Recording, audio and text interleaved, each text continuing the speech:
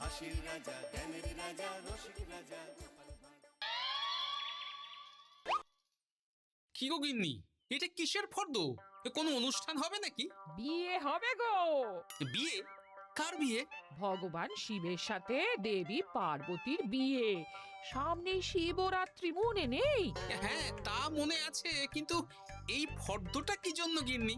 আমি শিবরাত্রির দিন বিকেলে বাবার মাথায় দুধ ঢালতে যাব, তাই তোমাকে আগে থেকে লিখে দিলাম কি কি লাগবে। সব আগে আগে নিয়ে আসবে। হ্যাঁ, দেখি কি লেখা আছে। দুধ 1 সের, গঙ্গা জল, নারকেল, ঘি, মধু, দই, সন্দেশ, রসগোল্লা, আকন্দ ফুলের মালা, ধূপ, মোমবাতি, 108টা বেলপাতা, ধূত্র ফুল, নীলকণ্ঠ ফুল, লাল পাড় সাদা পাটের শাড়ি। ওরে বাবা, এত কিছু! হুম, এখন ওরে বাবারে মারে কিছু চলবে না, চলবে না। আর আগে থেকে লিখে দিয়েছি, আমি কোনো বায়না শুনবো না। হ্যাঁ, যদি না নিয়ে আসো তাহলে কিন্তু চলে যাব। হ্যাঁ, বলি, শিবরাত্রির দিন তো মেয়েরা বাবার মাথায় দুধ জল ঢালে বাবার মতন স্বামীর কামনায়। তা আমি তোমার স্বামী তো উপস্থিত, তাই এত কিছু। তোমার মঙ্গল কামনায় গো। তুমি আর বাড়তি কথা বলবে না, যা বলেছি সেদিন নিয়ে আসবে। হ্যাঁ, বেশ বেশ, ঠিক আছে বাবা, ঠিক আছে। তাহলে আমি এখনই যাই, সব দোকানে দোকানে বায়না করে আসি। সেদিন তো এইসব জিনিসের চাহিদা তুঙ্গে থাকে। হ্যাঁ, তা যাও, সেটাই বুদ্ধিমানের কাজ হবে। হ্যাঁ,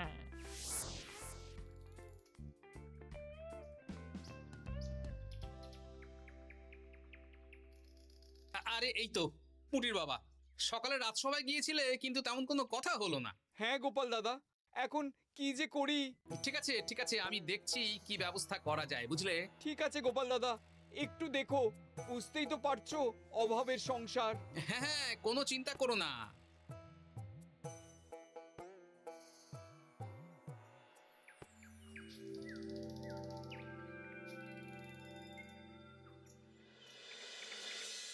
আচ্ছা, আজ তাহলে শিবরাত্রির আয়োজন নিয়ে আলোচনা হোক।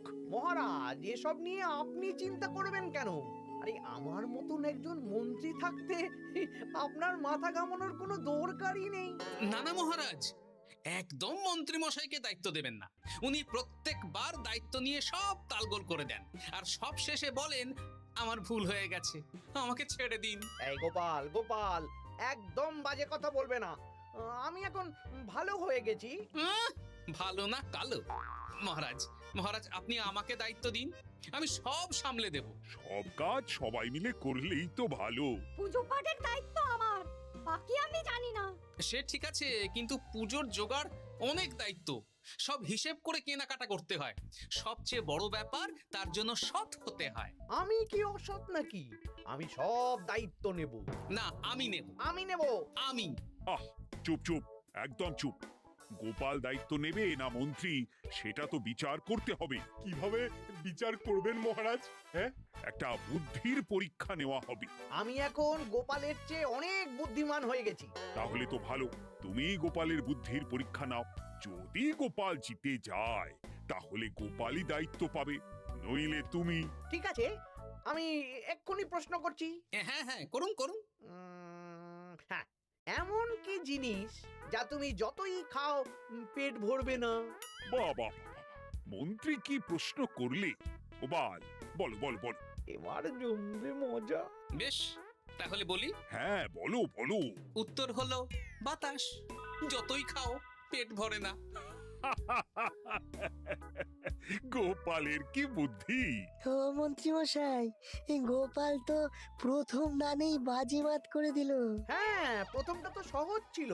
ঠিক আছে, এতই যদি বুদ্ধিমান হও তাহলে আরেকটা পরীক্ষা দাও। হ্যাঁ মন্ত্রী, বলো। এবার আপনারা একটু অপেক্ষা করুন, আমি আসছি।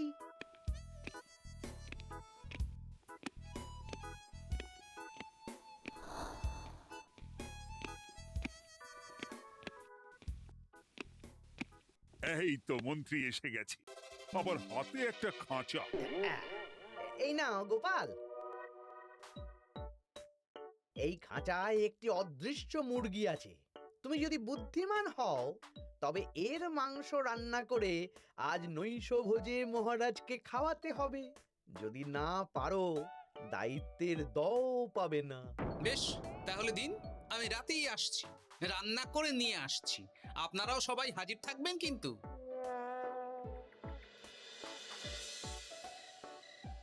এই সেরেছে, গোপাল যে এখনো এলো না। গোপাল নির্ঘাত ফেসেছে। এই তো চলে এসেছি। এ কি গোপাল, তুমি তো খালি হাতে। মাংসের ঝোল রেঁধেও এনেছি। ওই গোপাল, অদৃশ্য মুরগির ঝোল কোথায়? হ্যাঁ, কোথায় গোপাল? আহ, মহারাজ, অমন সুস্বাদু মুরগি আমি আগে কখনো খাইনি। আমি সেটা রান্না করে রাজপ্রাসাদের প্রধান ফটকের বাইরে রেখে এসেছি। মস্করা হচ্ছে? চলুন তো গিয়ে দেখি। হ্যাঁ, চলো তো।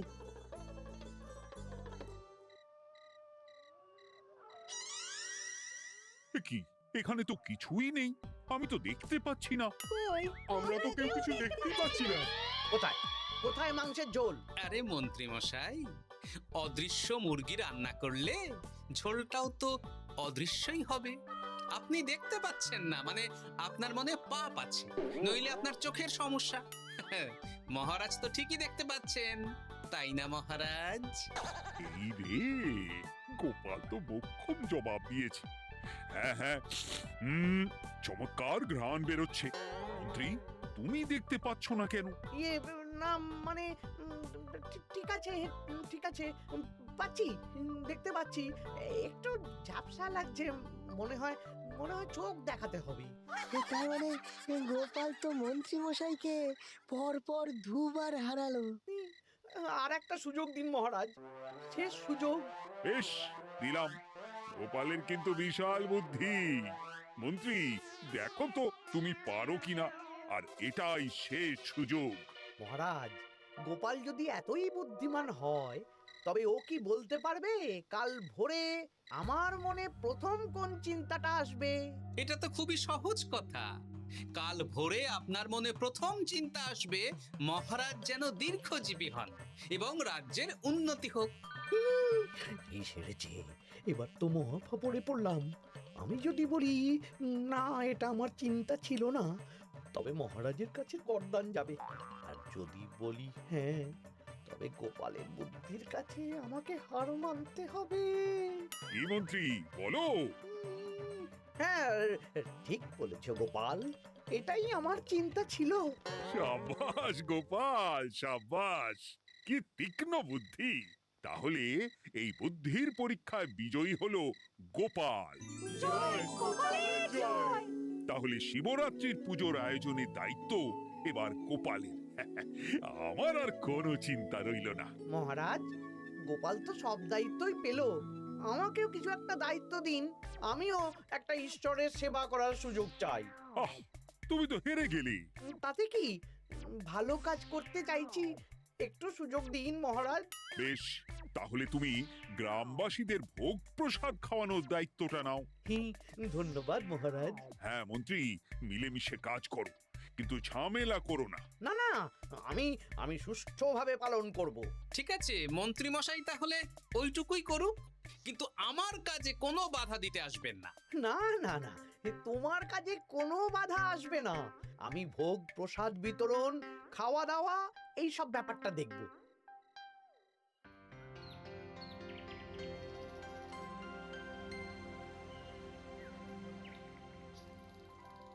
বলুন মন্ত্রীমশাই, সকাল সকাল ডেকে পাঠালেন। শোন বটাঘটা, এবারে শিবরাত্রি উপলক্ষে যে ভোগ প্রসাদ জনগণের উদ্দেশ্যে বিতরণ হবে, তার পুরো দায়িত্বই আমার। তাতে কি, মহারাজ আয়োজন করেন আর সব রাজ্যবাসী বিনামূল্যে খেয়ে যান। সেই প্রথা এতদিন চালু ছিল, কিন্তু এবার একটু অন্যরকম হবে। কিরকম কিরকম? তোরা দুজন আমার নাম করে সব গরিব প্রজাদের কাছ থেকে ভোগ খাওয়ার জন্য চাঁদা তুলবি। শিব পুজোয় চাঁদা? হ্যাঁ দাদা, না মানে ঘটা, খুব সামান্য। বাড়ি আর দোকানগুলোয় যাবি আর মাথা পিছু 1 আনা করে তুলবি, কেমন?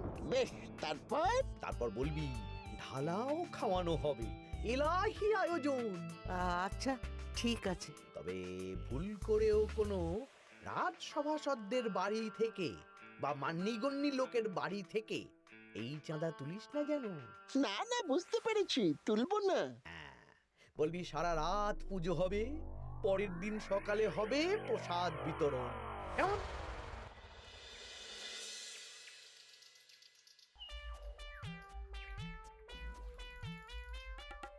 বলা, এবারে শিবরাত্রি উপলক্ষে যে পূজা হবে তার ভোগ প্রসাদ খাবে তো? হ্যাঁ হ্যাঁ, হ্যাঁ, নিশ্চয়ই নিশ্চয়ই। এবারে সব দায়িত্ব মন্ত্রী মশাইয়ের, এলাহি আয়োজন। তা তোমাদের বাড়িতে কতজন সদস্য? আমি আর আমার গিন্নি দুজন। তাহলে দুয়ানা দাও, এক আনা করে দুজন। হ্যাঁ, আবার অর্থ দিতে হচ্ছে। হ্যাঁ, এলাহি আয়োজন, তাই এই সামান্য অনুদান। আচ্ছা বেশ, এই নাও, এই নাও দুয়ানা। চিন্তা করো না ভোলা, এমন খাওয়ানো হবে না। রাতের বেলা শিব পুজো আর পরের দিন সকালে জীব পুজো। বাবা বাবা বাবা, সব দোকানে দোকানে আমি যাচ্ছি, আর তুই লোকজনের বাড়ি বাড়ি যা। বেশ। কিরে, কত হলো? অনেক হয়েছে মন্ত্রী মশাই, এই দেখুন। বাবা বাবা বাবা, এক আনা করে নিয়েই তো থলে ভরে গেছে। হ্যাঁ, এবার হবে মাছের তেলে মাছ ভাজা। মহারাজও ভোগের আয়োজনের জন্য আজকে মোহর দিয়ে দিয়েছেন। তার মানে তো আপনার মুনাফাই মুনাফা, লাভই লাভ। আমাদেরকেও কিছু দিন। দেব দেব, এখনো কাজ বাকি আছে।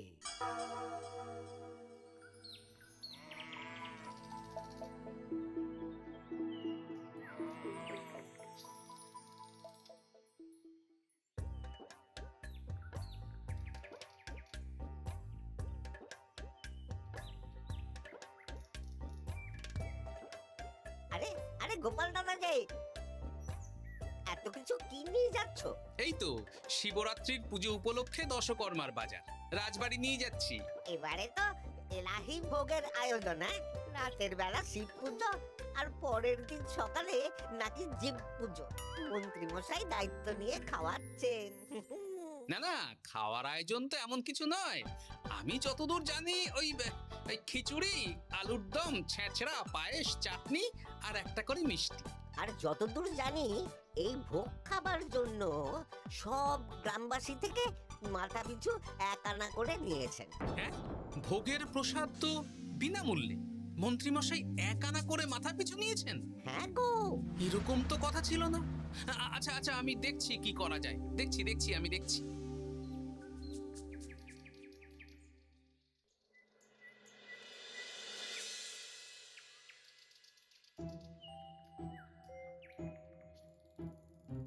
ভায়া, বলছি তোমার কাছে মন্ত্রীমশাই এসেছিলেন? হ্যাঁ, চালের বায়না করে গেলেন। তা কি চালের বায়না করলেন? খুবই সাধারণ চাল, আমার দোকানে সবচেয়ে কম দামি চাল বলতে পারো। সে চাল তো আমি পুজোর দিন পাঠিয়ে দেব বলেছি। আচ্ছা, কেনাকাটার রসিদপত্র? না না, সেসব হয়নি, শেষে দেব। শোনো, মহারাজের আদেশ, মন্ত্রীমশাই যে চাল বলেছেন তার থেকে 5 গুণ উৎকৃষ্ট মানের চাল দেওয়া চাই। যে চাল রাজা বাদশারাও খুব কম খান, সবচেয়ে দামি চাল। আচ্ছা, আর ডাল? ওটাও 1 নম্বর মানের সোনামুখ দেবে। বেশ। মন্ত্রীমশাই যা যা বায়না দিয়েছেন পরিমাণ এক থাকবে, শুধু জিনিসপত্রের মান বাড়বে। ঠিক আছে? আচ্ছা ঠিক আছে। আর একথা মন্ত্রীমশাইকে জানানোর দরকার নেই, শুধু মোহরটা ওনার কাছ থেকে আদায় করে নিও। যেদিন খাওয়ানো হবে সেদিন বিকেলে যাবে, মানে শিবরাত্রির পরের দিন বিকেল। বেশ।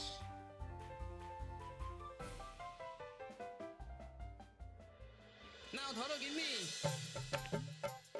যা যা বলেছিলে সব কিনে এনেছি। এবার আমি মন্দিরে গেলাম, কেমন? ঠিক আছে গো, তুমি কি ভালো। দীক্ষেতা, চললাম এখন ভিড় সামলাতে।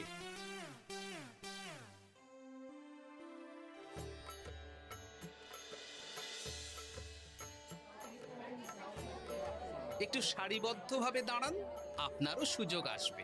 বাবা কাউকে ফিরিয়ে দেবে না। দেখো মন্ত্রী, দেখো গোপাল কি সুন্দর ভিড় সামলাচ্ছে। ওকে তো এই জন্যই দায়িত্ব দেওয়া। হ্যাঁ তাই তো দেখছি। ওম নমঃ শিবায়। হে ভোলানাথ, দেবাদিদেব মহাদেব সকলের কল্যাণ করুন। জয় দেবাদিদেব মহাদেবের জয়। হে ভোলেনাথ মহেশ্বর, মঙ্গল করো বাবা।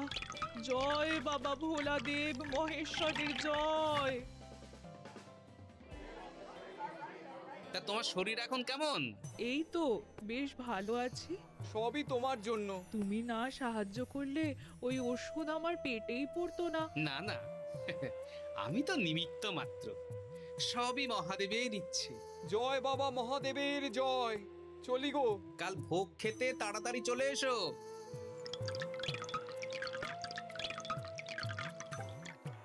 জয় দেবাদিদেব মহাদেবের জয়।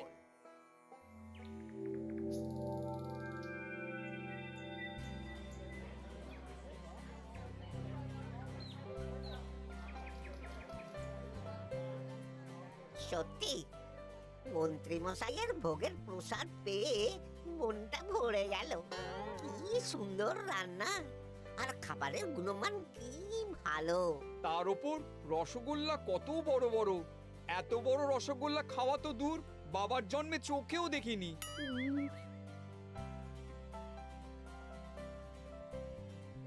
এই সেরেছে।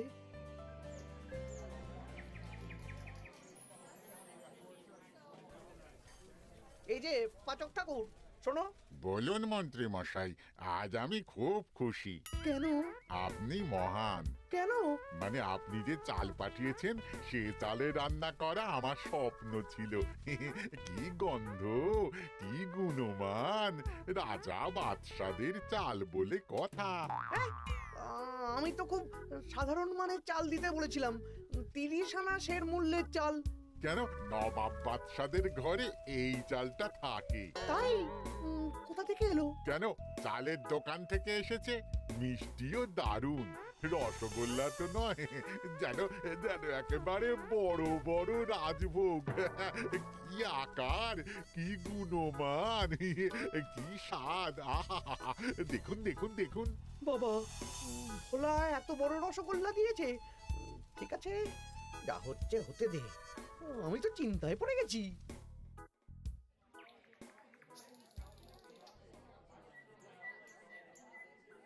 মন্ত্রী, তুমি কি করেছো? তোমার নামে তো সবাই সুখ্যাতি করছে। না না, এই আর কি। আমি যা অর্থ দিয়েছি এই আয়োজনের জন্য তো তার চেয়ে 5 গুণ বেশি মোহর লাগবে, কিন্তু তুমি কি করে করলে? মন্ত্রীমশাই সত্যিই ভালো হয়ে গেছে। দেখো গোপাল, দেখো মন্ত্রী সত্যি বদলে গেছেন। সবই তো জনগণের সেবার জন্য। কে জানে বাবা, কি গড়বড় হয়ে গেল।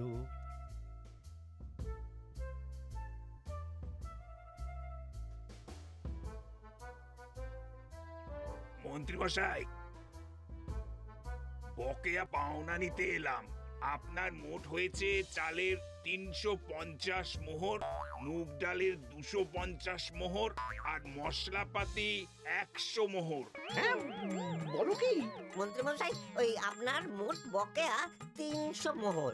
আর আমার এই 150 মোহর। হ্যাঁ, চলুন মহারাজ, একটু মন্ত্রীমশাইয়ের বাড়ির দিকে ঢু মেরে আসি। চল। চলুন, ওনাকে গিয়ে ধন্যবাদ জানিয়ে আসি। এই না না না, আরে আরে আমি কি করে দেব? আমি কি চন্দ্রমুখী আলু দিতে বলেছিলাম? আমি কি করে দেব? না না, ও আপনাকে দিতেই হবে। হ্যাঁ, কি বলছো মন্ত্রী? তুমি এত ভালো কাজ করেছো, এত বড় মুখ করে সকালে বললে যে সবই জনগণের সেবার জন্য। আরে আমি কিভাবে জানবো যে এত খরচ হয়ে যাবে? কেন মন্ত্রীমশাই, আপনি তো গ্রামবাসীদের থেকে অর্থ নিয়েছেন, মাথা পিছু 1 আনা করে। মানে এই সব তো কথা ছিল না। এই সেরেছে, গোপাল কি করে জেনে গেল? এসব কথা কি আর চাপা থাকে? আর সেই জন্যই তো আপনি ভালো মানের খাবার খাইয়েছেন। সত্যি তো, যে মানের খাবার খাওয়ানো হয়েছে তা কৃষ্ণনগর কেন, আশেপাশের কয়েকটা নগরের লোকও এই জিনিস চোখে দেখেনি। আর তাই তুমি অর্থ আদায় করেছো। ইয়ে না মানে আমি বুঝতে পারছি না আমার অনুমতি ছাড়া এগুলো হলো কি করে?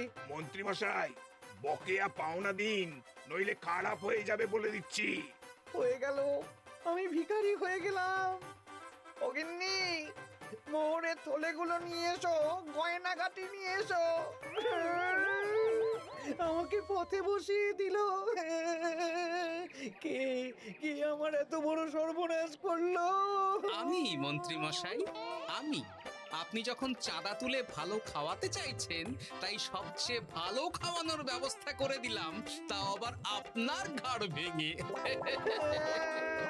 আমার সর্বনাশ হয়ে গেল।